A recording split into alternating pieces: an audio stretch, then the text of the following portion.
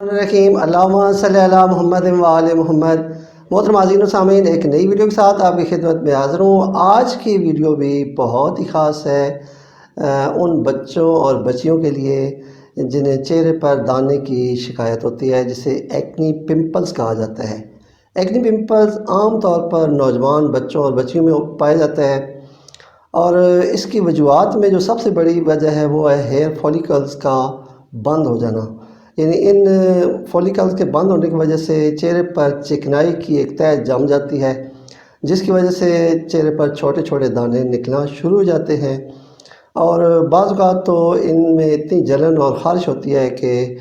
وہ مریض اس کو چھیل دیتا ہے، جس کی وجہ سے پورے چہرے پر وہ دانے پھیلنا شروع ہو جاتے ہیں۔ اور ان ایکنی پمپلز کی ایک اہم وجہ بیکٹیریا بھی ہوتے ہیں، یعنی بیکٹیریل انفیکشن کی وجہ سے بھی یہ بہت جلدی پھیلتے ہیں۔ عام طور پر ایکنی پمپلز ماتھے پر، چہرے پر، گالوں پر اور گردن کے اوپر پائے جاتے ہیں، اور ان میں جو خارش ہوتی ہے اس کو سب سے بڑی اہم وجہ ان کی صفائی کا نہ ہونا ہے۔ تو جب بھی آپ کے کسی ایسے پیشنٹ کو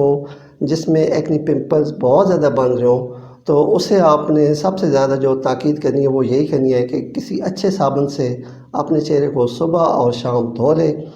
اور اس کے بعد میں آپ کو 2 میڈیسن ایسی بتا رہا ہوں کہ ان کے استعمال سے تقریباً 95% تک وہ ایکنی پمپلز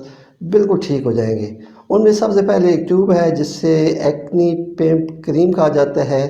اور یہ ٹیوب جو ہے یہ بروکس لیبارٹری نے بنائی ہے، بہت زبردست کریم ہے۔ اس ٹیوب کا استعمال اس طرح کرنا ہے کہ صبح اور شام ایکنی پمپلز کو کسی اچھے صابن سے دھونے کے بعد اس کے اوپر لگانا ہے، اور اس کے ساتھ ہی HR لیبارٹری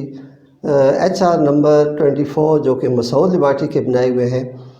وہ 10 قطرے 1 کپ پانی کے ساتھ استعمال کرنے ہیں، اور ان قطروں اور ٹیوب کا استعمال کم از کم 3 سے 6 ہفتے لگاتار کرنا ہے، تو انشاءاللہ یہ ایکنی پمپلز بالکل صاف ہو جائیں گے۔ لیکن ان ایکنی پمپلز کو ختم کرنے کے لیے مستقل طور پر ایک تو اپنی خوراک میں مسالے دار اشیاء جیسے مرچ مسالے والی چیزیں، سموسہ، پکوڑا ہو گیا، اچار ہو گیا، اور اس ٹائپ کی چیزوں کو بالکل نکال دیں، اور دوسرے نمبر پر پانی کا استعمال بہت زیادہ کریں، اور فروٹس جو بھی تازہ آپ کو ملیں ان کا استعمال کریں۔ تو یہ جو ویڈیو ہے یہ آپ نے ضرور دیکھنی ہے، اور مجھے دیجیے اجازت، لیکن جانے سے پہلے پاکستان زندہ باد اور اللہ حافظ۔